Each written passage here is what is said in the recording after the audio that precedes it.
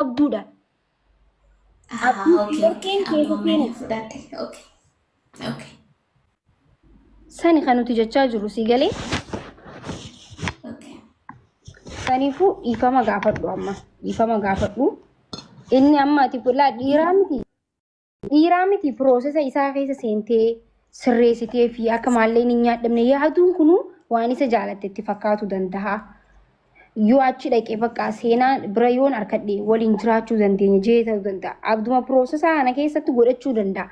Osoo ati piroosesa isaa kana jalaa callistee nan galchuu sin arkuu hin dhufinii sin beeku osoo ittiin jalaa cucufatte waan inni nu ka'ee dhufu natti hin fakkaatu. Waan kararra keesseef dhufe inni si abdatee. Kanaafuu dhiifama gaafachuu qabda.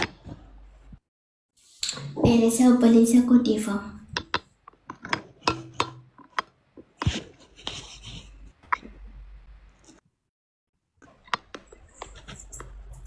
Akkasii miti seenaa maalittaan dheeressa obboleessa koo piroosesa akka namni maallaqa sirraa nyaannee fi siif godhee ani akka obboleessatti siif yaaditi malee akka jaalalatti miti immoo ati akka jaalalatti waan fudhatteef dhiifamaa jeen inni akkasitti fudhate waan ta'eef.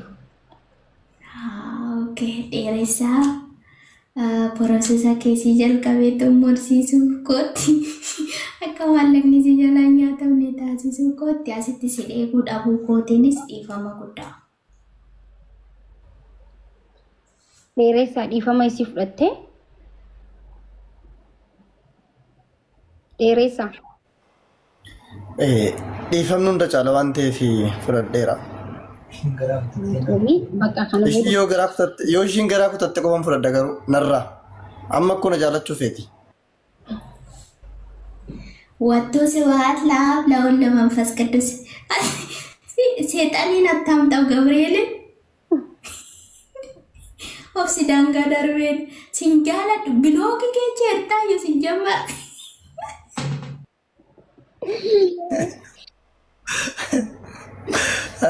Garaa kutadhu itti mammaaki. Garaa kutadhu itti. Dheeressa dhugaa dubbachuudhaaf maakii ani kalaas bara 2017 kanarratti waan darbe bara 2018 keessatti anis jaalallee qabachuu waan an barbaaduuf adaraa uummata. Dheeressa tanii na jalatti hin barreessina. Obboleessa keechan kunoo isin deebiseera. An dhiifama obboleessa koo gongumaa immoo seenaan na jalatti jettee sammuu keetti yaadin.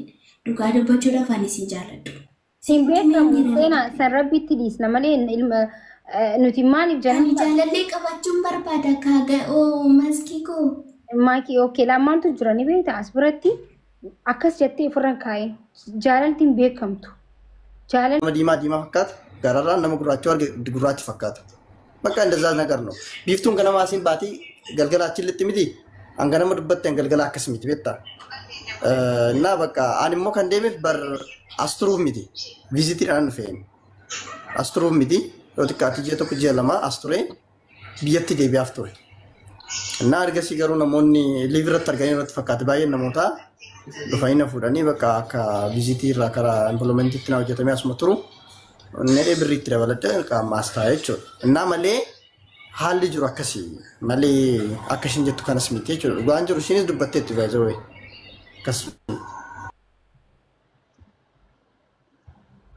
Hayyee akkana yoo ta'e jala warri turtan meesti warri duraan jala turtanii dhaggeeffachaa turtan. Bita uummata keenya Wallaggaatiif sagalee haa taanu uummanni keenya miidhamaa jira rakkataa jira haadholeen booyaa jirti abbootiin akkasuma nama 30 guyyaa tokko nama 30 takka oltu dhume qabeenya qabanirraa mancaa jiranii rabbii yoo sodaattan sagalee taafi kuni siyaasaa miti uummata waa takka hin beekne qotee bulaatu dhumaa jira. Uummata kana malee biyya hin taatu. Uummata kanaaf haa dirmannu. Saa isaan nu barbaadan amma saa isaan ilmaan kiyya nu iyyadhaa jaan amma dhimma dhuunfaatiif wal geenyaa dhimma sabaatti eegeettee maaliif jalaa badde?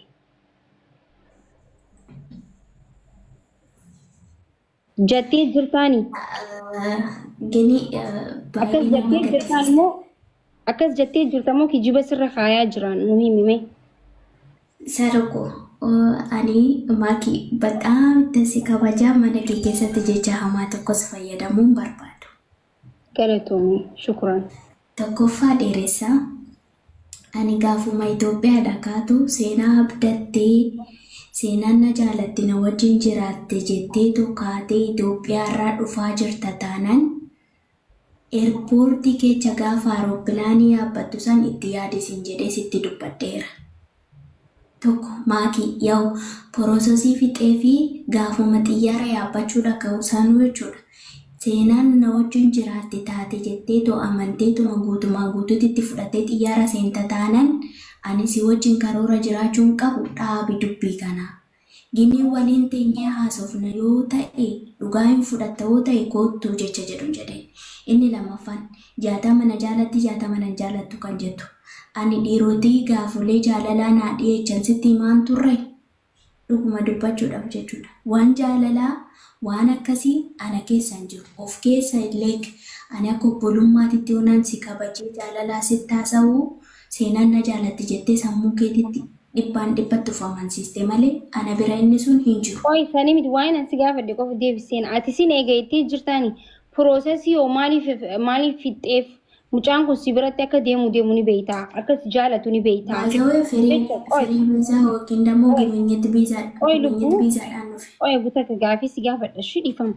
Akka si biratti deemu amma nam tokko ana yoo na jaalatee naa jecha biyya tana dhufu jiraate sin jaaladhu gurbaan irraa dhaabbadhu hin jaan. Yoo dirqiidhaan ka dhufu jiru jiraattee immoo waan inni eegalate san keessa hin seenu inuma hin seenu si galee. Mucaa kana yoo ka jaalatu baatu ta'e maaliif piroosesa san keessa seentee maaliif piroosesa fixxeef maaliif sin eega jetteen maaliif abdii kanniteef kunuu piroosesa inni eegalate keessa mucaan kun hojiidhaaf deemaa hin jiru waan biraatiif deemaa hin jiru jaalakeetiif dhufaa waan jiruuf maaliif akkas goote ati? Oro dallaalota biraatiin jammaroonnaan hin jammarin gara viizaatti hin dhumtu ni aanumtu si xumuriin an dhufa hin dhufta taanaan kan dhufuun immoo viizaa gubinyeetiin ni miti viizaa firii viizaatiin ni miti.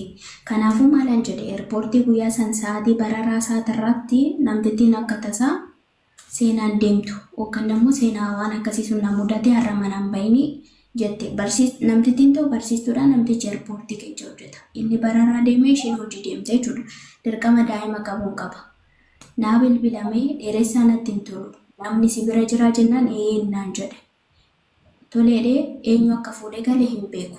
Fuudhanii galanii bootaa ga'eessan lookishinii naa erge. Dhugaa jiru sitti maakii. Lookishinii naa erge bootaan ani hojjedhu rakkoo isiif fixa hin jirtu. Nan nufa boru jedheeni dhimma kanarratti cufnee akkam nufuu diddaa maal jedhee jecha waan hin taane naa barreesseet silkii isaa cufee hin badee jechuudha. Haga saniin booda isa argachuu danda'e. Dhagee gaaffii nan si gaafadhu sirriitti deebisu maal si jechuun jiru ni beektaa? Tokkoffaa siin eegeettee lammaffaa immoo piroosesa inni eegalate keessa akkasiif jecha dhufu osoo beektuu keessa seente. Kanaafuu mucaa kana duraan jaalachuu turte moo inni waan si irratti si aarsee amma immoo erga dhufee booda waan si aarsee irra jibbite takkiin immoo jaalala isaa wajji eegaluu hin qabneetu jira. Moo egaa yoo jaalachuu baatteen hayyee maaliif piroosesa kana keessa seente? Maaliif hin dhaabbattu? Sitti meeqee piroosesa kana dallaalatti kenna jedheetu dallaalatti hin kennini birrii kana nyaatamini anatu gama kootisii ficcisiisa jedheeni. Maaliif ficcisiistaa mucaan kun si jaalakeetiif dhufu jira bar? Hin dhufin jedhee itti mee homaaki? Ficcisiisuu keessa seenumaa hin qabdu yoo mucaa kanaaf jaalala qabaachuu baatte. Badiin koo isaa tole jedhee fudhadhe. San balleessee jirta jechuudha. Yoo jaalachuu baatte maaltu jiranii ta'anii dubartiidhaan waan barbaanne tokko dubartiin dhuma sagal irraa fagaanna si galee waan nama osoo nu aarsuu faayee waan san godhe dirqiidhaan see yoo du'eewu nama jaalanne tokko dubartiin yoo nama jaalanne tokko yoo du'eewu naasuu hin qabduuf nama jaalattu yoo hin ta'iniif jechuudha. So mucaa kana yoo kadhu waan jaalattu ta'e immoo waan sirreeffamuu qabu yoo ta'e dhugaa walitti himaatii waan sirreessuu qabdan sirreessaa waliin jiraadha.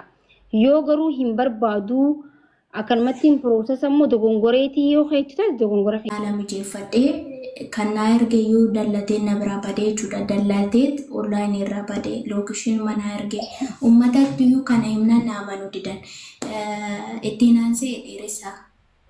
Seenaa dhagee qoy gutakka hin fixanne laata osoo dubbatu jiru na jalaa caayustee wanti itti na jalaa carraa fudhatte maaltu jira seete seenaa jiruu jireenya jaalaa fi namas jaalala tokko bari amma TikTok kanarratti nam tokko jaalalayyoo akka malee si jaalatu ture nam tokko haala iyyuu jaalate bari nam tokko nama sadii wal arkee nyaata afeeree juuza afeeree galateeffatee si jaaladha nama waan na jaalatteef galatoomee si jaalachuu dhabuu kiyyaaf dhiifama jee adda deeme jechuudha.